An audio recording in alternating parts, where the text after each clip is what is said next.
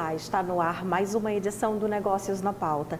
No mês da mulher, nós temos uma missão que se torna ainda mais evidente e necessária: discutir a transformação social para que possamos viver em um mundo mais justo e igualitário. No universo empresarial, que é o grande pano de fundo de todos os nossos debates aqui no Negócios na Pauta, existem diversas questões que merecem análise, não é isso, Arthur Cabral? Sim, a busca por uma maior diversidade, Dalva, é uma realidade nas organizações, independentemente do porte ou do segmento. O levantamento feito este ano pelo IBGC, Instituto Brasileiro de Governança Corporativa, avaliou 295 companhias brasileiras e apontou que 78% delas têm mulheres em cargo de liderança. Pouco mais da metade, 57,5%, conta com ao menos uma mulher no conselho administrativo. Mas em cargo de diretoria mesmo, o chamado C-Level, não havia nenhuma representante feminina em 22% das companhias avaliadas. Fato é que a transformação tem ocorrido, porém mais lenta do que o necessário. E quanto mais mulheres integrarem os conselhos das empresas, maior será a pluralidade na gestão. Mas tem algo além disso, Arthur. Se hoje em dia muitas empresas são compostas por profissionais que, em sua maioria, não representam os grupos sociais a quem esses negócios servem, por outro lado, é preciso que haja uma mudança cultural para além do ambiente organizacional. É sobre tudo isso que nós vamos conversar hoje aqui no Negócios na Pauta. Março não é exatamente um mês de festa, mas de reflexão para muitas mulheres. Isso porque, há um século, o 8 de março ficou marcado para sempre na história feminina e da própria humanidade. E a partir de então, essa data passou a celebrar as conquistas femininas, por mais trabalho, mais educação, por igualdade junto aos homens. Em todo esse tempo de lutas, muitas foram as conquistas. É fato inegável que cada vez mais as mulheres ocupam espaços predominantemente masculinos. Muitas já galgaram espaços jamais pensados há um tempo atrás, e ao longo desses anos muito vem sendo reconhecido e vem sendo feito, inclusive reconhecido pela Organização das Nações Unidas.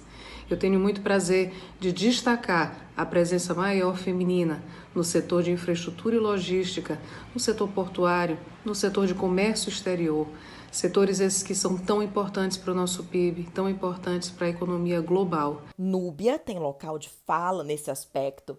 Ela é assessora de investimentos, uma área repleta de homens.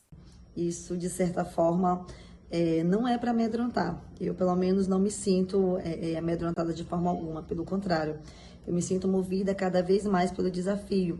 E isso é que nós precisamos mudar, porque o nosso papel, já que nós desenvolvemos como mulher vários papéis, então o nosso papel deverá ser sempre buscar crescer mais, aprender mais, não nos colocarmos no papel de frágil, né?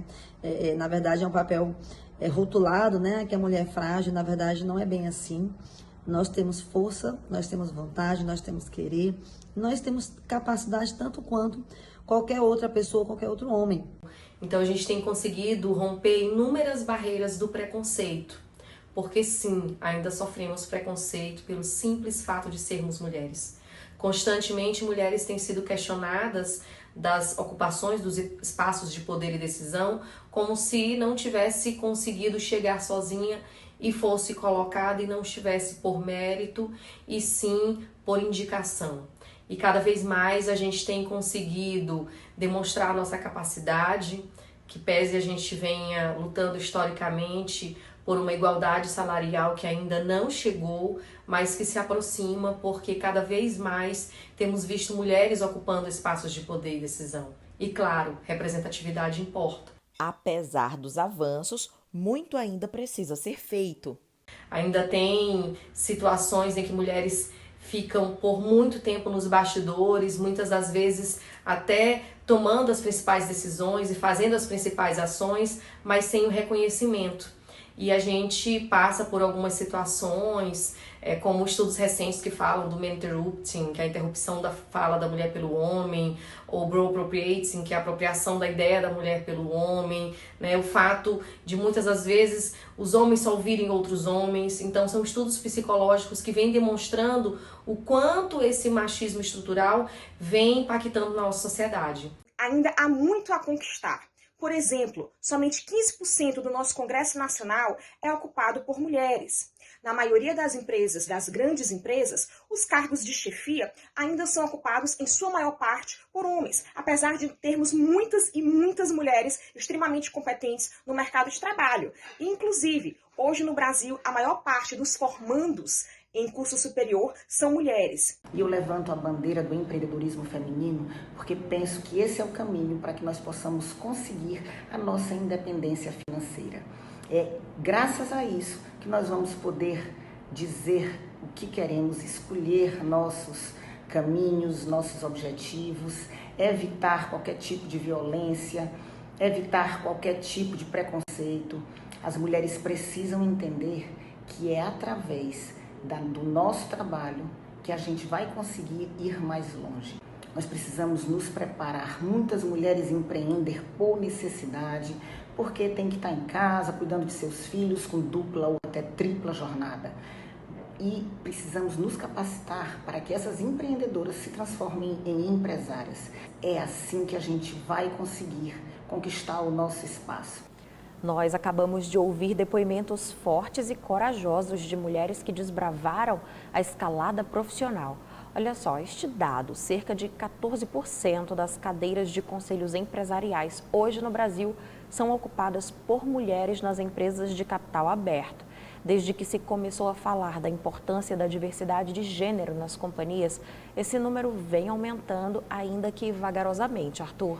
Verdade, Dalva. 12 anos atrás, quando a organização americana Women Corporate Directors Foundation chegou ao Brasil, ouvia-se no mercado que faltavam executivas capacitadas para ocupar tal função, um discurso ainda reproduzido atualmente. Mas isso não reflete a realidade e já foi atestado por recente pesquisa feita pela mesma organização aqui no Brasil.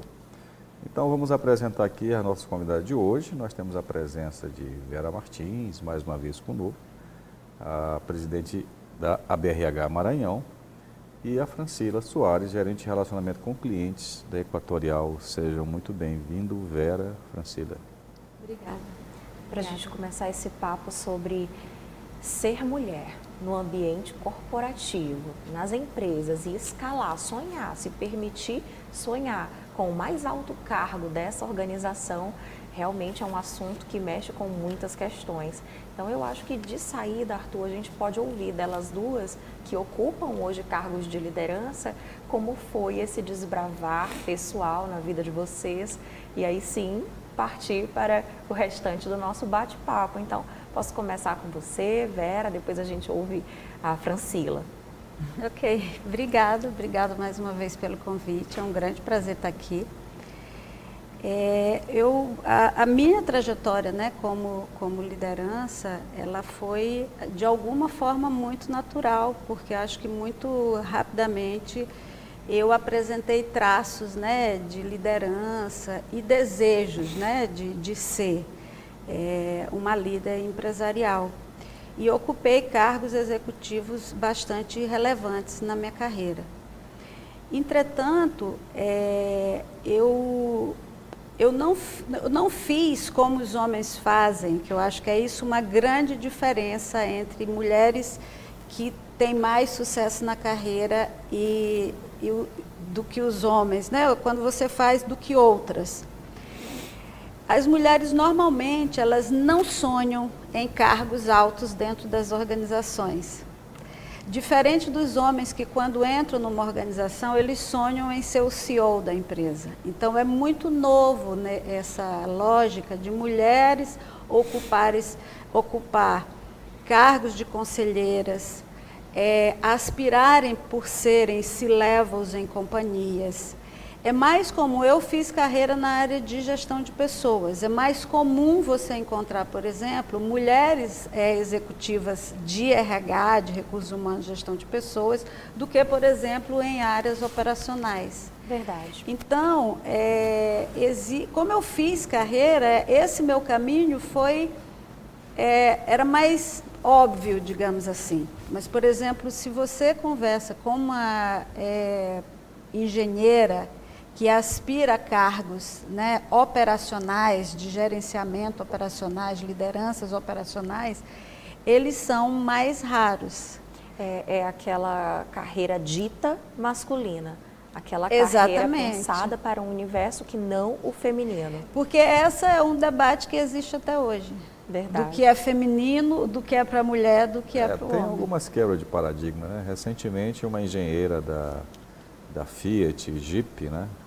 Sim. Ela assumiu a direção da planta toda lá em Recife e agora é responsável por uma posição a nível mundial já. Mas são exceções, né, Vera? Esse que é o ponto. Ainda, e ela foi super celebrada, né, nas redes sociais, e que é ótimo, eu acho que a gente tem que celebrar, tem que dar visibilidade, mas é também da gente se questionar, né? Enquanto a gente estiver fazendo essa celebração, ela demonstra o quanto é uma exceção. Verdade, virou notícia porque não é comum. Porque não é comum, né? Então, assim, é importante, né, que essas vozes se elevam, que essas notícias cheguem, porque inspira outras mulheres, mas há de se pensar que ainda existe um longo caminho a se percorrer. São mais de 100 anos, né, da grande greve em Nova York, e que demarcou o 8 de março. Até hoje os homens não entendem porque existe o Dia Internacional da Mulher. Verdade, agora... Né? Então, até hoje a gente tem que ser submetidos a piadinhas do tipo, e quando vai ser o Dia Internacional dos Homens? Né? Então, uma falta de entendimento. Isso, para então, dizer assim, o mínimo, né? Para dizer o mínimo, né? Assim, é curioso isso, né? Então, Demais. a gente ainda tem um espaço importante para ocupar. Eu acredito, e pesquisas mostram que os avanços eles têm acontecido, mas muito lentamente, porque as mulheres elas se capacitaram, elas estão preparadas, mas elas não têm ocupado. Verdade. Então, queria ouvir agora você, Francila, sobre essa escalada, como se deu na sua vida até aqui. Boa noite, Dalva, Arthur, né? Obrigada pelo convite. Eu também, muito jovem, né, despontei, né, esse lado da liderança, né? Eu comecei a trabalhar em banco muito jovem, com 17 anos de idade, e rapidamente, né, passei a ocupar cargos de gestão, sempre liderando